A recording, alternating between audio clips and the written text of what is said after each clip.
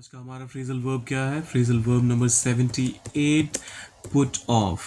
जब किसी चीज़ को टालने की बात होती है, आगे कर देने की बात होती है, मतलब बेसिकली पोस्टपोन करने की बात होती है, तो इन सारे ही केसेस में या फिर एक कुछ और डिस्टिंक्ट मीनिंग भी हैं, जैसे डिस्करेज करना, हतोत्साहित करना किसी को, या फिर किसी चीज़ के लिए जो इंटरेस्ट था किसी का, जो रुचि थी, वो ख़त्म हो जाना।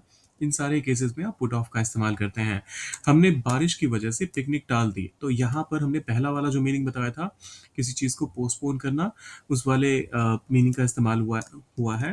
सो वी पुट ऑफ। अब पुट इट ऑफ नहीं होता है, आपको भी पता है, पुट का पास भी पुट ही रहता है। So we put off picnic, the picnic, बारिश की वजह से, तो इसके लिए हम कहेंगे because of the rain. Because of the rain. We put off the picnic because of the rain. We put off the picnic because of the rain. वो हर बार पढ़ाई को कल पर टाल देता है। वो हर बार ही keeps putting off पढ़ाई को, studying, कल पर टाल देता है, until tomorrow. He keeps putting off studying until tomorrow. He keeps putting off studying until tomorrow. उसकी बदतमीजी ने मुझे उससे बात करने से रोक दिया। उसकी बदतमीजी, his rudeness, his rudeness put me off बात करने से, put me off talking to him.